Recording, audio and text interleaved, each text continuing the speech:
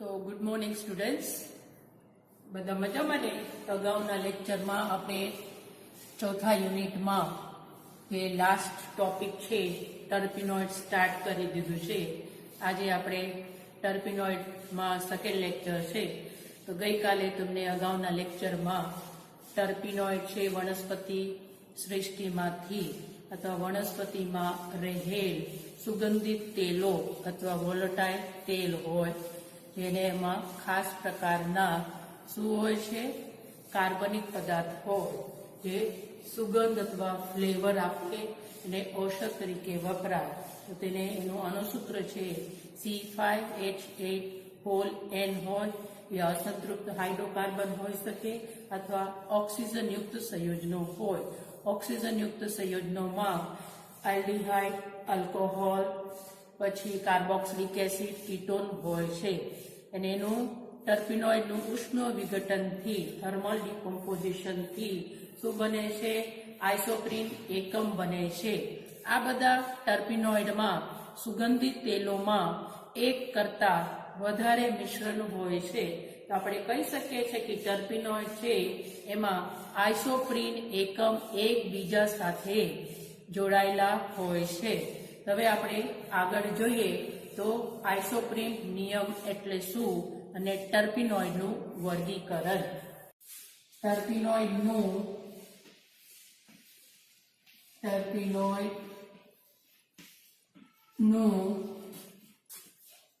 પ્રમાણ સૂચક સૂત્ર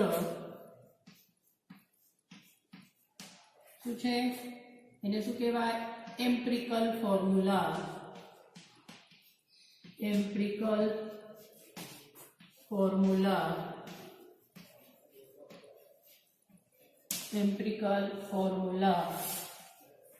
C5H8 છે મોટા ભાગ. તો બરોબર, તો આઇસોપ્રીન એક પ્રકારના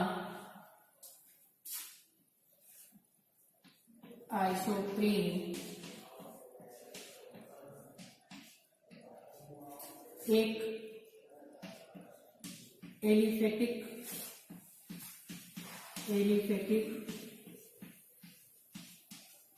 અસંતૃપ્ત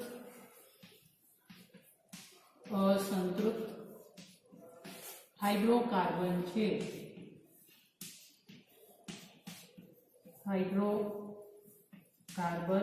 છે. તેનું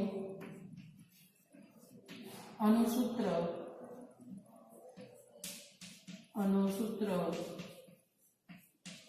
C5H8 છે. બરોબર, તો આપણે આઇસોપ્રીન છે 2-મિથાઇલ આઇસોપ્રીન 2-મિથાઇલ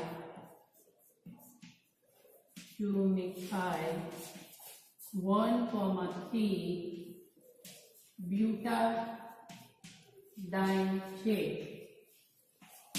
1,3 બ્યુટાડાઇન છે. તેનું બંધારણીય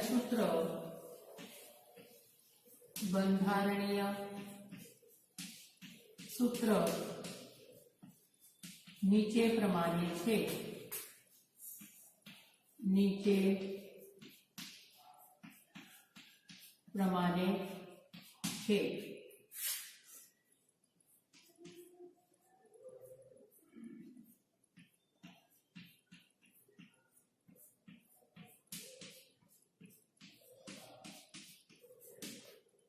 આ છે 1, 2, 3, 4 5નું બંધારણીય સૂત્ર.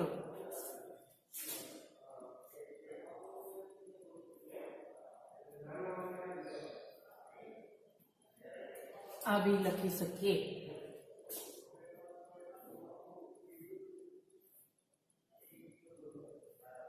આમ પણ લખી શકીએ.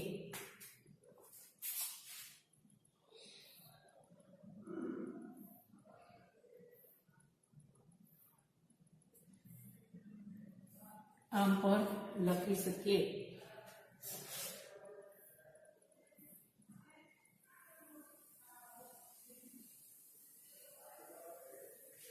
આ પણ લખાય.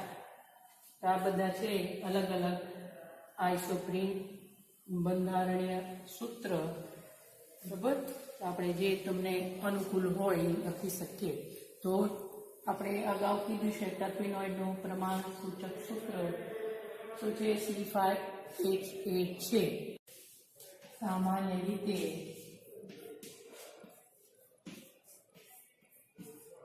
કોઈ પણ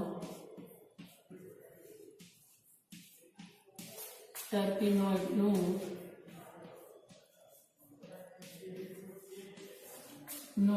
ઉષ્મીય વિઘટનથી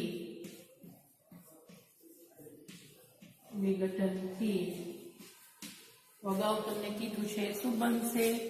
તેમાંથી શું બને છે? આઇસોપ્રીન મળે છે. ઉષ્ણ વિઘટનથી આઇસોપ્રીન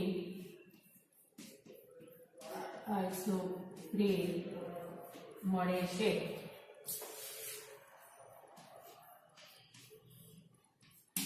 એટલે ઓટો વેલેજ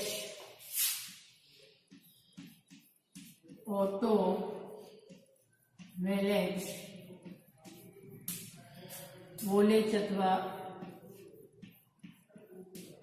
વોલેજ બી લખે છે નામના વૈજ્ઞાનિકના આધારે ઓટો વેલેજ નામના વૈજ્ઞાનિક 1877 માં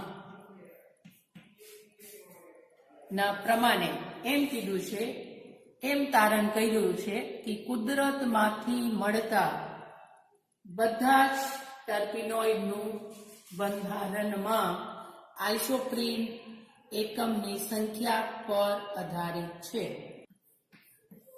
કુદરતમાંથી મળતા બધા જ ટર્પેનોઇડ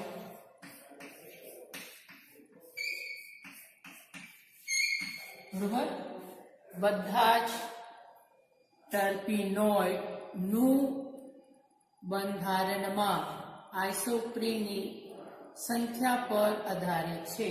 બરોબર, તો કુદરતમાંથી મળતા બધા જ ટર્પેનોઇડનું બંધારણ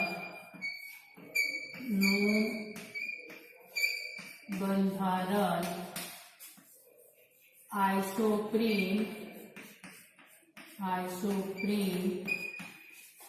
એકમની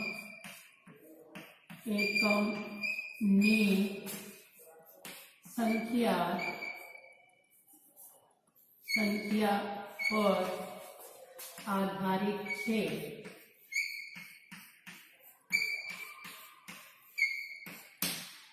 એમ કોને તારણ કર્યું છે? તો ઓટો વેલેજ કયા વર્ષમાં? 1877 માં. તો આને કહેવામાં આવે છે આઇસોપ્રીન નિયમ. આ છે આઇસોપ્રીન નિયમ તરીકે આઇસોપ્રીન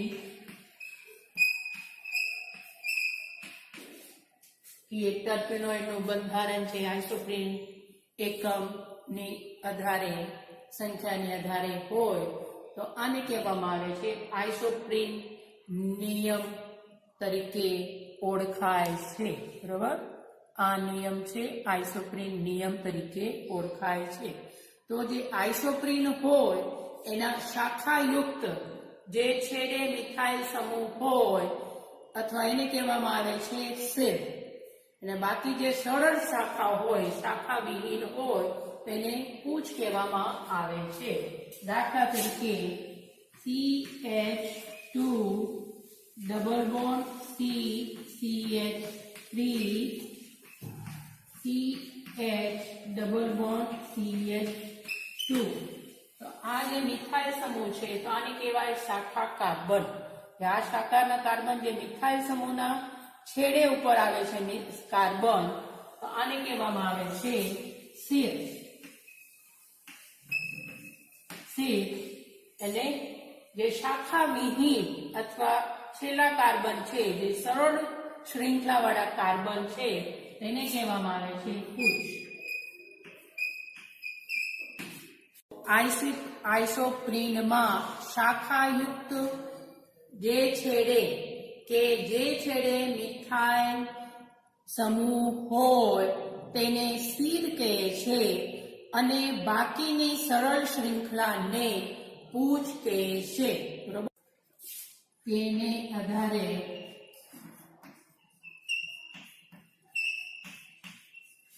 ઇનગોલ જે વૈજ્ઞાનિકનું નામ છે, ઇનગોલ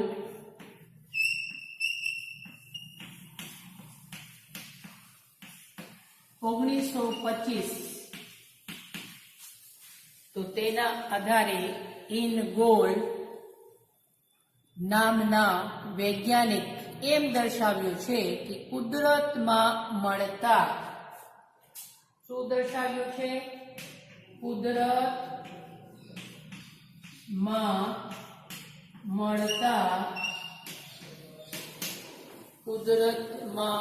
મળતા ટર્પીનોઇડના બંધારણમાં, તો કુદરતમાં મળતા ટર્પીનોઇડના બંધારણ, તો ઇનગોલ પ્રમાણે એમ દર્શાવ્યું છે કે કુદરતમાં મળતા ટર્પીનોઇડના બંધારણમાં આઇસોપ્રીન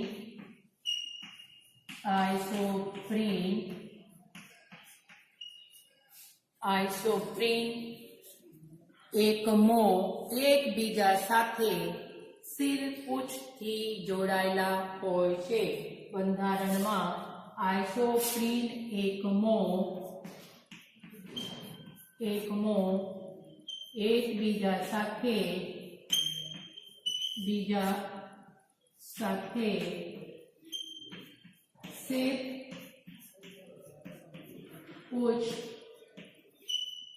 શિરપૂંછથી જોડાયેલા હોય છે.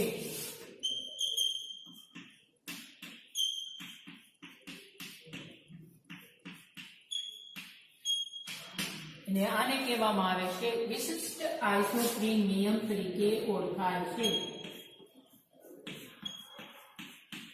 આ છે જે આ કીધું છે શિરપૂંછથી જોડાય છે, આને કહેવામાં આવે છે વિશિષ્ટ આઇસોપ્રીન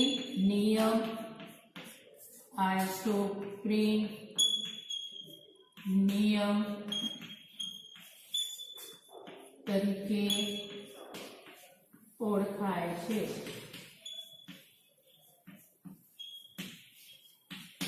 આ નિયમ છે આઇસોપ્રીન નિયમ.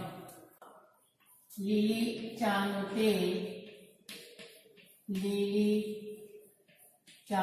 તેલ જેમાં સિટ્રાલ નામનું ટર્પીનોઇડ હોય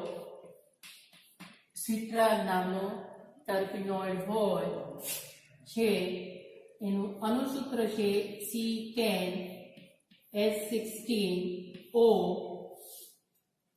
અણુસૂત્ર ઉપરથી ખ્યાલ આવે છે કે આમાં 2 આઇસોપ્રીન એકમ છે. કેટલા? તો 2. તો આપણે બંધારણને સૂત્ર જોઈએ. CH3 double bond CH2. તો આ થયો એક આઇસોપ્રીન CH2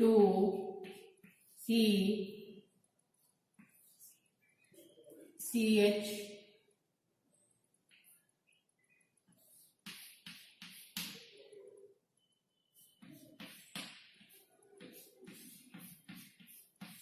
આ છે 1 2 3 4 બરોબર 4 થઈ ગયા આ શાખાવાળો કાર્બન એટલે આને શું કહેવાય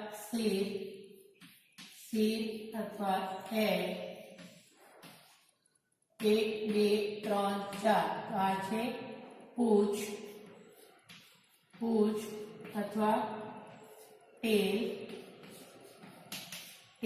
આ છે હેડ આ છે ટેલ તો આ છે જોડાણ બરોબર કયા પ્રકારના લિંકેજ થાય તો 1 2 3 4 આ છે 1 2 3 4 તો 1 4 લિંકેજ છે જોડાણ છે 1 4 જોડાણ હોય એને કહેવાય હેડ અને ચોથો કાર્બન હોય તો એને પૂંછ કહેવાય તો આ છે હેડ આ છે હેડ અને આ છે પૂંછ ટેલ તો આમાં કયા પ્રકારના જોડાણ જોવામાં આવે છે તો આ છે હેડ અને પૂંછ તો શિર પૂંછ જોડાણ છે શુંમાં સિટ્રાલમાં આ પ્રકારના જોડાણ છે અને આવી રીતે પણ લખી શકીએ મુખ શૃંખલા ધરાવતો સંયોજન છે સિટ્રાલ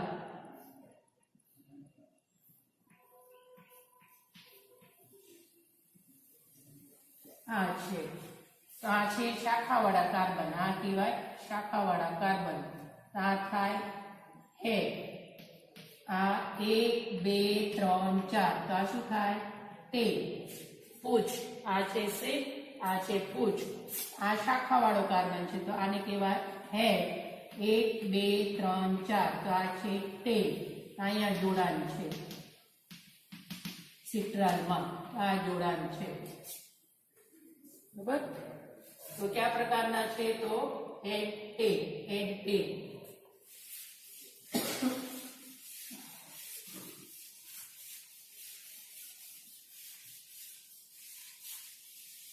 હવે આપણે જોઈએ પીપરમેન્ટ નું તેલમાં પીપરમિન્ટ નું તેલ મિન્ટ ઓઇલ કહેવાય જેમાં મેન્થોલ નામનો ટર્પીનોઇડ હોય મેન્થોલ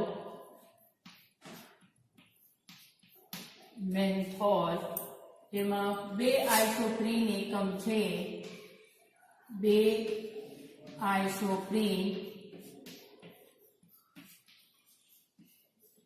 એકમ છે અને ચક્રીય સંયોજન છે શું છે એક ચક્રીય સંયોજન છે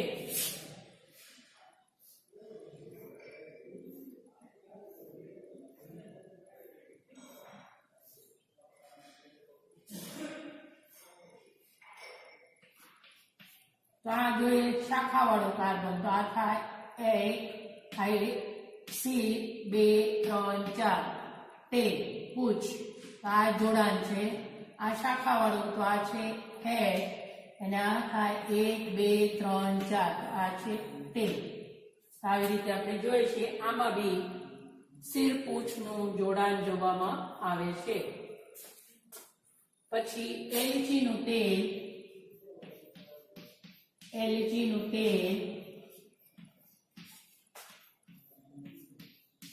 જેમાં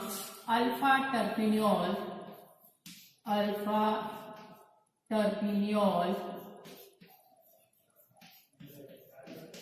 ટર્પિનિયોલ ટર્પિનોઇડ હોય છે બરોબર આમાં બી 2 આઇસોપ્રીન એકમ છે 2 આઇસોપ્રીન એકમ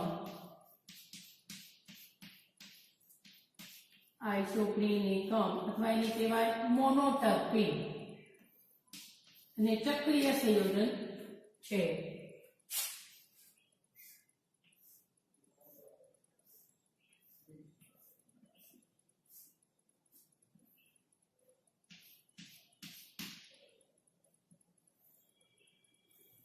તો આ છે શાખાવાળો કાર્બન આ થાય હેડ 1 2 3 4 તો આ છે પૂંછ અહીંયા જોડાણ છે આ છે હેડ, 1 2 3 4, આ છે ટેલ. આમાં બી પૂછ જોડાણ જોવામાં આવે છે. આ બધામાં ઇનગોલ્ડની વિશિષ્ટ આઇસોપ્રીન નિયમ લાગુ પડે છે.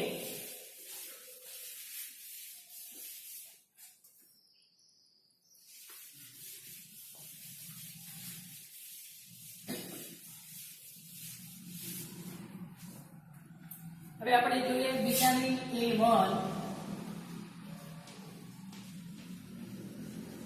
વિટામિન A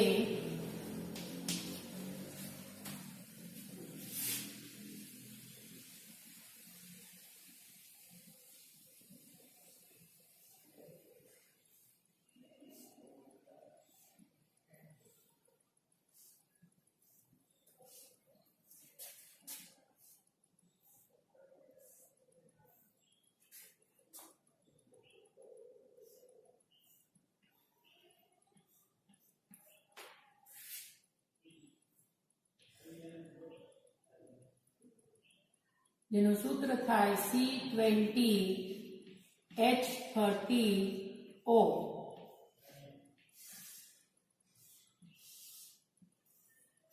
એટલે 5 ગુણ્યા 4 થાય. એટલે કેટલા આઇસોપ્રીન એકમ આવે?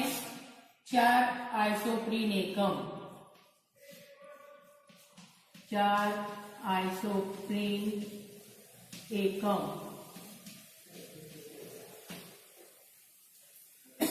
તો આ આપણે જોઈએ તો આ છે, આ જોઈએ તો આ શાખાવાળો કાર્બન. એટલે આ શું થાય? હેડ. 1 2 3 4, આ છે ટેલ. હજી બંધારણીય સૂત્ર દૂરો છે, આ છે અહીંયા આવશે. તો આ શાખાવાળો કાર્બન થાય, આ છે હેડ. 1 2 3 4, આ થાય ટેલ. આ શાખાવાળો કાર્બન એટલે આ શું થાય? હેડ. 1 2 3 4, તો આ છે ટેલ. બરોબર. પછી આમાં બી આ શાખાવાળો કાર્બન લે તો આ જોડાણ ક્યાંથી છે? આ એક જોડાણ છે. પછી એક જોડાણ અહીંયા પડે છે અને બીજું જોડાણ અહીંયા પડે છે. તો કેટલા થયા? 1 2 3, અને આ છે શાખાવાળો કાર્બન. આ છે શાખાવાળો કાર્બન. તો આ થાય હેડ અને આ થાય ટેલ. બરાબર. આ છે શાખા, તો આ થાય હેડ. તો આવી રીતે છે. તો આમાં બી કયા પ્રકારના જોડાણ છે? તો હેડ ટેલ, હેડ ટેલ, હેડ ટેલ. આપણે જોઈ શકીએ તો જોડાણમાં 3 પ્રકાર હોઈ શકે. હેડ, હેડ હોઈ શકે, હેડ અને ટેલ હોઈ શકે, હેડ અને ટેલ હોય, અથવા ટેલ ટુ ટેલ હોય. ને ઇનગોલ્ડ પ્રમાણે આ હશે તો આ નિયમ લાગુ પડે, વિશિષ્ટ આઇસોપ્રીન નિયમ. પર અલ્ફા, આમાં અલ્ફા બીટા કેરોટીન, કેરોટીન અને લેવેન્ડ્યુનોલમાં આ નિયમ લાગુ પડતો નથી. એમાં કયા પ્રકારના છે?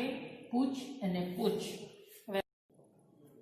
ઇનગોલ્ડ વિશિષ્ટ આઇસોપ્રીન નિયમ, જેમાં મોટા ભાગના ટર્પીનોઇડમાં આઇસોપ્રીન એકમ એકબીજા સાથે શીત પૂછથી જોડાયેલા હોય છે. અપવાદ રૂપે થોડાક ટર્પીનોઇડ એવા છે જેમાં પૂછ પૂછ જોડાણ જોવામાં આવે છે. તેમાં આ નિયમ લાગુ પાડી શકાતો નથી. દાખલા તરીકે લેવેન્ડ્યુલોલ, જે લેવેન્ડર ઓઇલમાં હોય છે, લેવેન્ડર ઓઇલમાં હોય છે, લેવેન્ડ્યુલોલ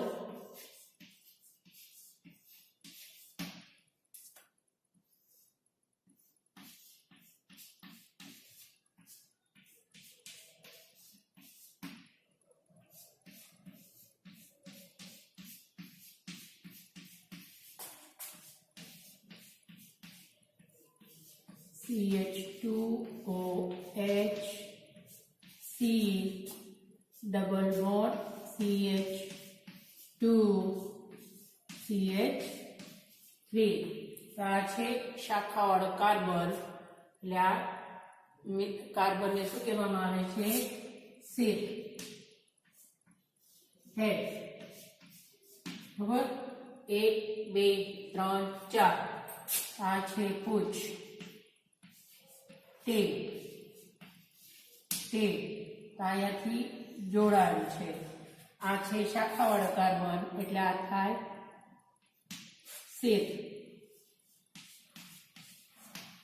1 2 3 4 આ થાય પૂછ. આમાં છે પૂછ જોડાણ. પૂછ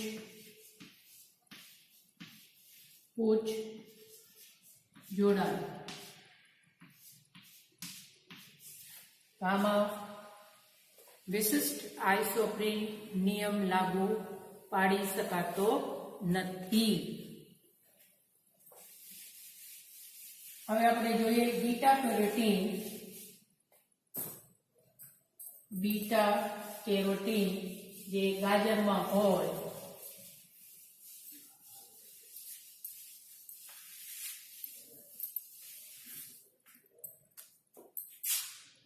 બીટા કેરોટીન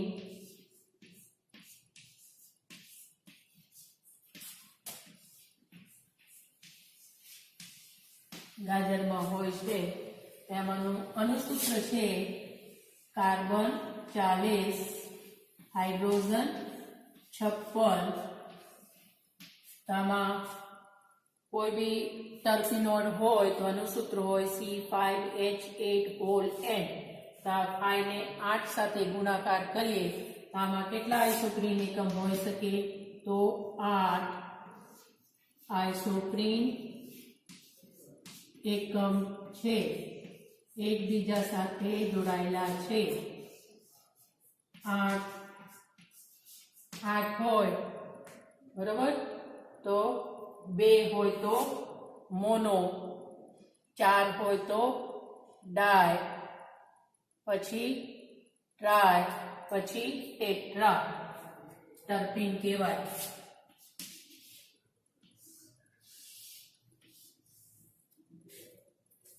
તો આ છે 8.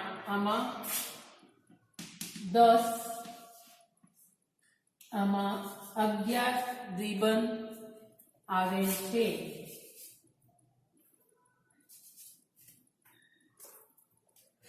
આમાં 11 દ્વિબંધ આવેલ છે.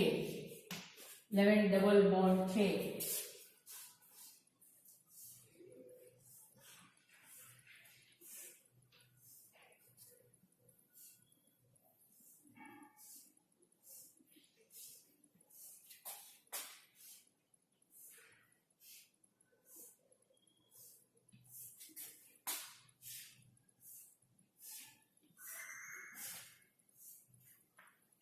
એક, બે, 3, 4, 5, 6, 7, 8, 9.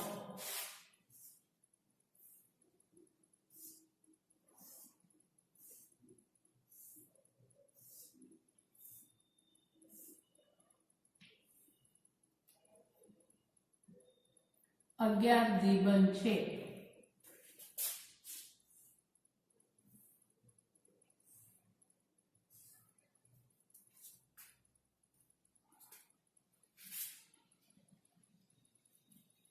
ડબલ બોન્ડ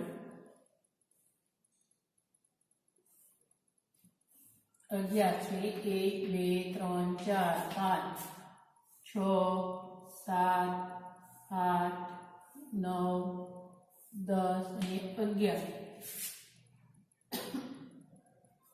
આ છે હેડ.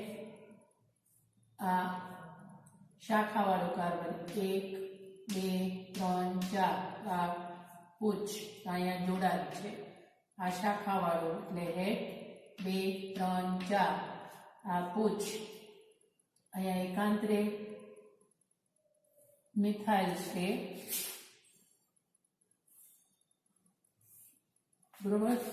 આ છે શાખાવાળું, તો અહીંયા છે હેડ, આ એક જોડાણ અહીંયા છે,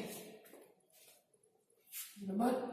પછી 1 2 3 4 આ પૂછ, અહીંયા છે શાખાવાળું એટલે આ થાય હેડ, એક જોડાણ અહીંયા છે, 1 2 3 4 પૂછ.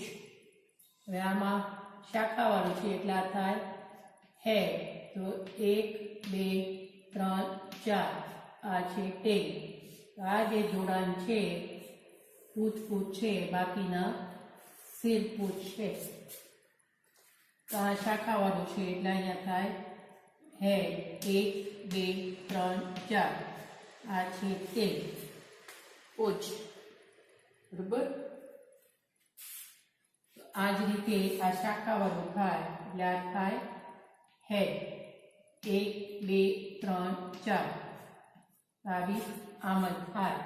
હવે આ શાખાવાળું છે, આ શાખાવાળું કાર્બન કહેવાય. હા, તો આ થાય હેડ, 1 2 3 4 આ પૂછ. આ બધામાં તમે જો તો ખાલી વચ્ચેના ભાગ જે છે એમાં કયા પ્રકારના જોડાણ છે, તો પૂછ પૂછ. વચ્ચેના જોડાણ છે એમાં પૂછ પૂછ છે અને બાકી બધા સિર પૂછ જોડાણ છે.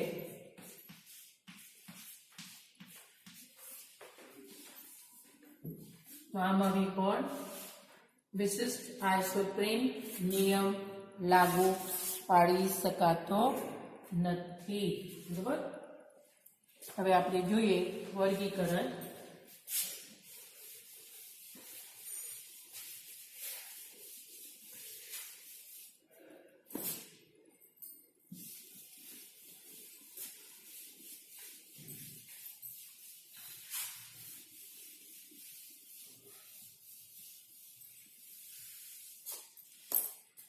ટર્પીનોઇડનું વર્ગીકરણ વિવિધ રીતે થાય.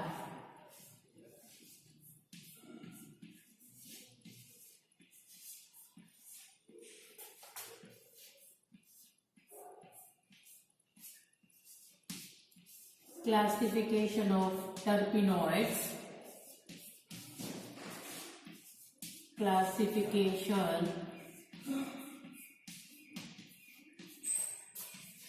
terpenoids.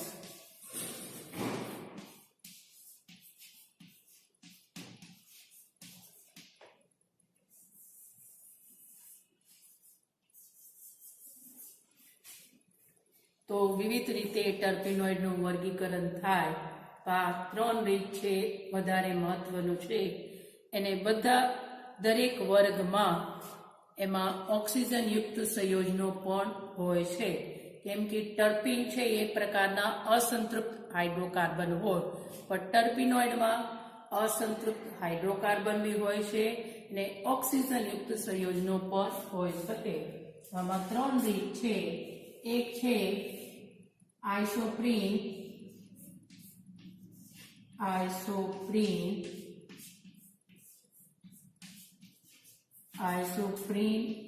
એકમ,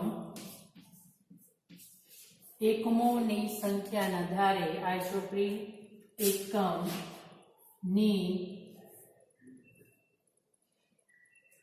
સંખ્યા ને આધારે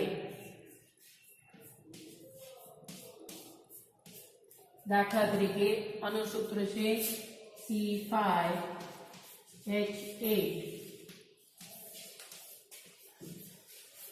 એક હોય તો હેમીટર્પીન, 2 હોય તો એને કહેવાય મોનોટર્પીન વગેરે. એને કહેવાય આઇસોપ્રીન એકમની સંખ્યાના આધારે તેમાં હાજર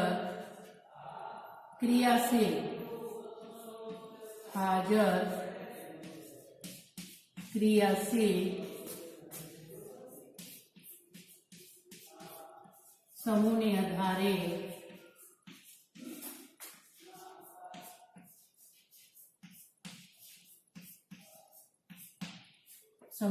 આધારે એટલે ક્રિયાશીલ એટલે દાખલા તરીકે એલ્ડિહાઇડ હોય તો એસિટ્રાયલ હોઈ શકે, પછી કીટોન હોય તો કેમ્ફોર હોય, એ બધાને કહેવામાં આવે છે હાજર ક્રિયાશીલ સમૂહને આધારે.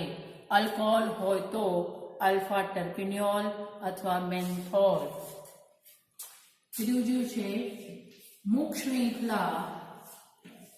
મુખ શ્રૃંખલા એટલે જેમાં ચક્ર ન હોય અથવા બિનચક્રીય એસાયક્લિક, એને શું કહેવાય? મુખ શ્રૃંખલા અથવા બિનચક્રીય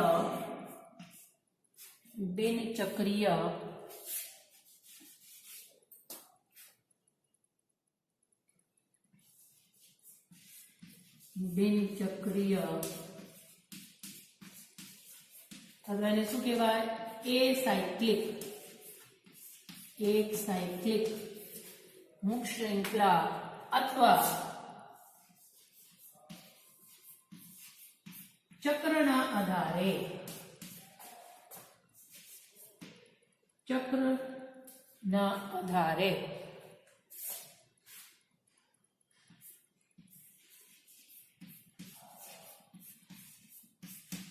એક ચક્ર હોય તો મોનોસાયક્લિક, બરોબર.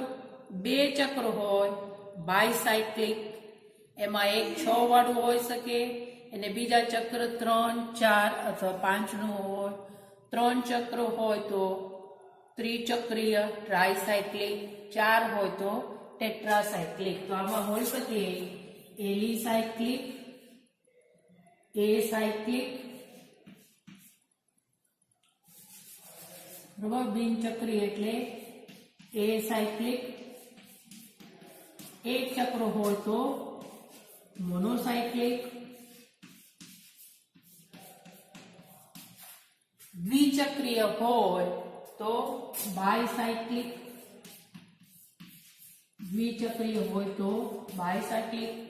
ત્રિચક્રીય હોય તો ટ્રાયસાયક્લિક. એનામાં દ્વિચક્રીયમાં એક 6 સભ્યો વાળું હોય ને બીજા 3, 4 અથવા 5 હોય, અથવા ટેટ્રાસાયક્લિક. તો આ 3 આધારે ટર્પેનોઇડનું વર્ગીકરણ થાય છે. તો આ વર્ગીકરણ તમને અત્યારે હું કરાવતી નથી, આપણે નેક્સ્ટ લેક્ચરમાં જોશું, અથવા તમને પીડીએફ ફાઇલ તમને લખીને તમને મોકલી દેશે, એમાંથી તમે વાંચી લેજો. નેક્સ્ટ લેક્ચરમાં આપણે સિટ્રાલનું બંધારણ સાબિત કરવાનું છે. ત્યાં સુધી આવજો.